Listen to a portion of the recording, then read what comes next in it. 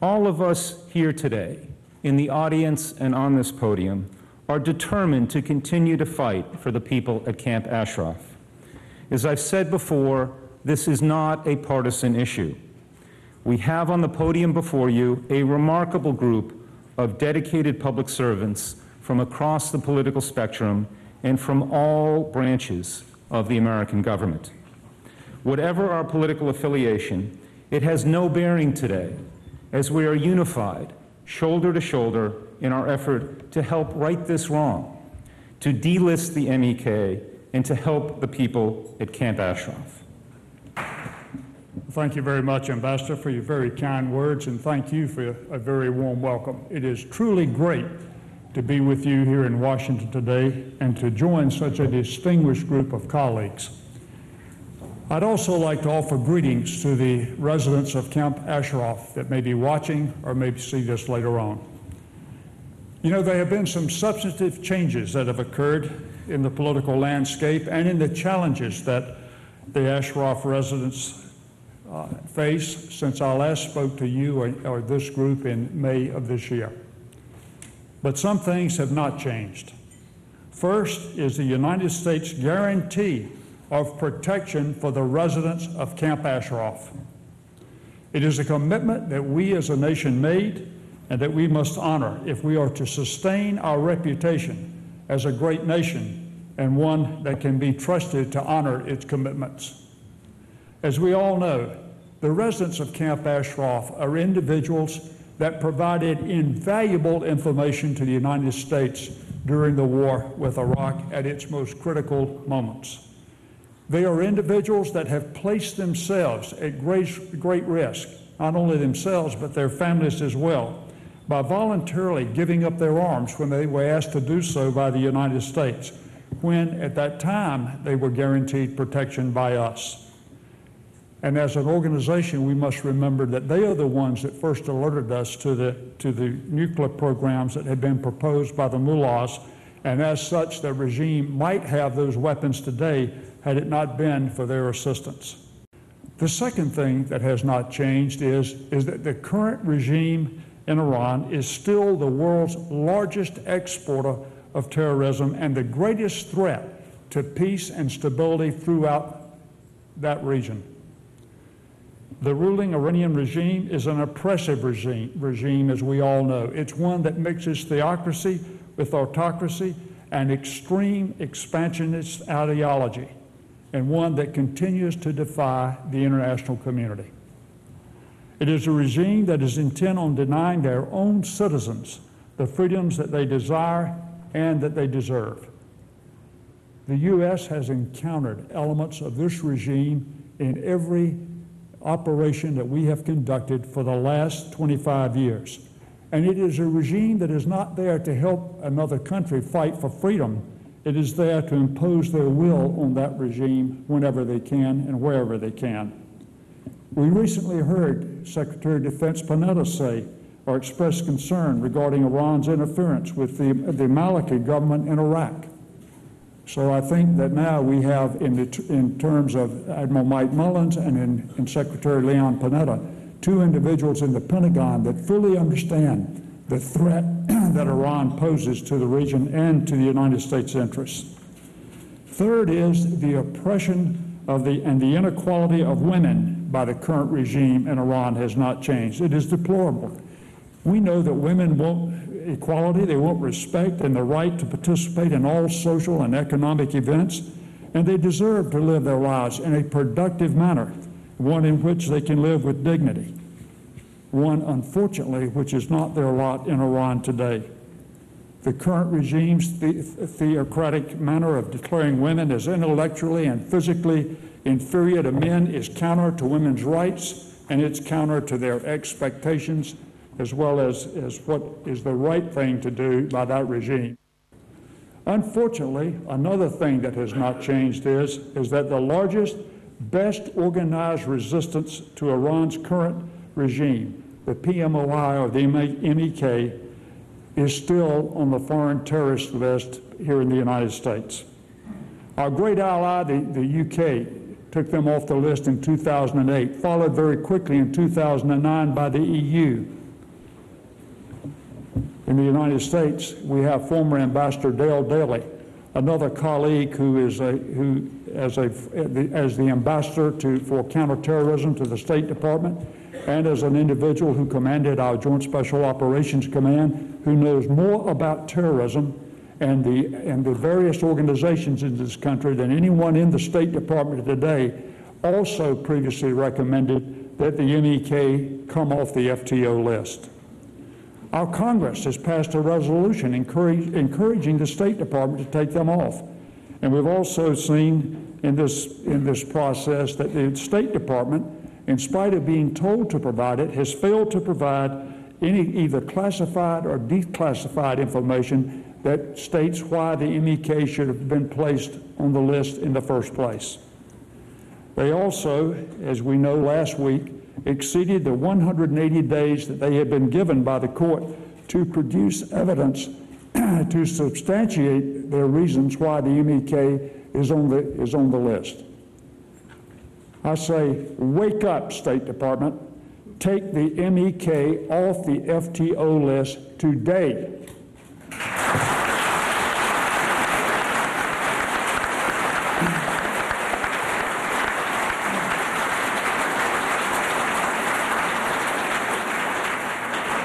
We in the United States have continued to fail to acknowledge our commitment to ensure the safety of the Ashraf residents, hiding behind the lame excuse that it is now an Iraqi problem. Ambassador Jeffrey in Iraq, his idea without any assurance or even any apparent concern, providing rationale as to why this is a good idea other than saying it moves it further away from the Iran border, is appalling. It causes me to stop and wonder, what is this man drinking? The Iranian influence on the Maliki government today has shown us that the Maliki government is incapable of providing the degree of protection for the Ashraf residents that they should be providing. It has shown that the Maliki government has a disdain for the Ashraf residents, because we see inhumane treatment of the Ashraf residents on a daily basis, to include the loudspeakers, the psychological warfare that they have been carrying out, as well as the fact that they have continued to not allow the proper degree of medical treatment for the Ashraf residents. And then, of course, we all watched the Maliki-controlled troops as they attacked or slaughtered and injured the unarmed residents of the Camp Ashraf. We either need to send a new ambassador with moral courage who understands America's prior commitments, or we need better oversight and guidance from Washington for that ambassador. Equally appalling to me is the fact that when you look at the fact that we have not used the tools of our national power to make sure that the Ashraf residents were provided proper medical treatment is absolutely astonishing. We should not forget that the MEK is the best organized, it is the most formidable opposition to the current Iranian regime. It has challenged the world's leading state sponsor of terrorism for the past 32 years. And to me, it is the MEK that provides hope for the current Iranian people.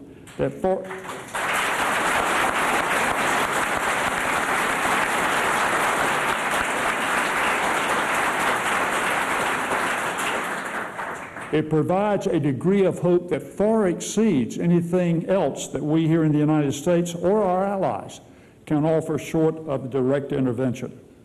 When you look at the 10-point program, a human rights platform published by President-elect Mrs. Rajavi, which emphasizes the same religious and gender freedoms that are emphasized and advocated by the U.S. Department of State, to me, it makes it a no-brainer.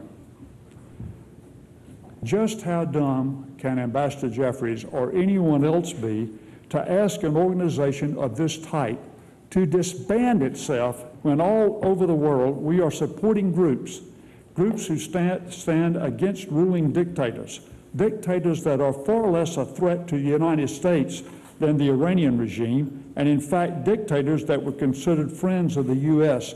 in some cases. Why would we not want to put the weight and power of this country behind an organization that we know stands for the same principles that we stand for, and that is the best organized, best led organization to take on the current Iranian regime? It just doesn't make sense. My recommendation would be, first of all, and first and foremost, take the MEK off the list.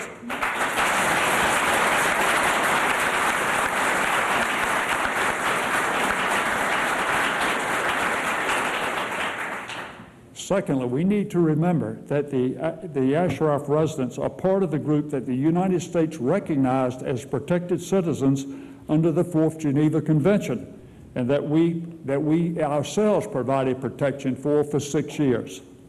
Third, we need to pressure the Iraqis to stop all harassment and suppressive measures against the Ashraf residents today.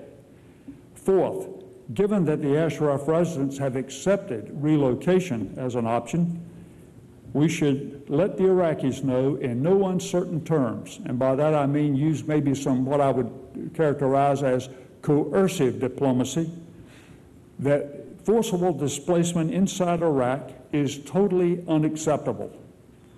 We should use the tools of our national power, particularly our diplomatic and our economic tools, to ensure that the Iraqis live up to the commitments that we made to the Ashraf residents if we are not going to do it ourselves.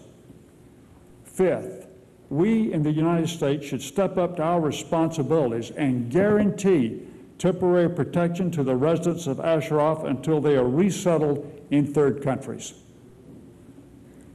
Let me summarize by saying we know that Iran has much stronger and concentrated nationalism than any other country in the Middle East. We know that many other countries in the Middle East look at Iran as a threat, and for good reason. We also know that the MEK provides the best avenue for change, and it's why that Iran considers the MEK as a significant threat to their regime. I would call on Secretary Clinton and Secretary Panetta to acknowledge the U.S. commitment, the promise that we made, the contract that we made with the Ashraf residents to provide for their protection. Let's quit hiding behind the lame excuse that that's now an Iraqi problem. As a reason, that gives us a reason to stand by and watch, and that's not a reason at all. Again, I say use the tools that are available. We've got a very strong economic tool, and we certainly have got diplomatic tools that we can use to adjust Maliki's attitude and his actions toward the residents of Ashraf. We, the United States, as I said before, are a great nation, but we are not in the eyes of the rest of the world if our word is not our bond, and if we do not honor our commitments and our promises.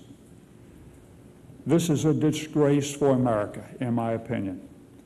If President Maliki is so weak that he can't control his armed forces, or if he in essence is using his armed forces to attack, harass, and in the case of April to slaughter the residents of Ashraf, then it's a clear indication that he is nothing more than a puppet for the current Iranian regime. Today it is clear that the current regime in Iran needs to change, and the MEK with their platform of human rights and equality is the one that they fear. We should join the UK and our European allies and remove the MEK from the FTO list, allowing them to continue to bring maximum pressure on the current regime. This, combined with the strength and courage of those individuals living in Iran today who want their freedom, and especially the women and the youth of that country, offers the greatest opportunity for seeing Iran with a government that is sensitive to the needs of the people of Iran, and the greatest opportunity for all the citizens of Iran to enjoy the basic human rights and freedoms that the rest of the free world enjoys. Thank you very much.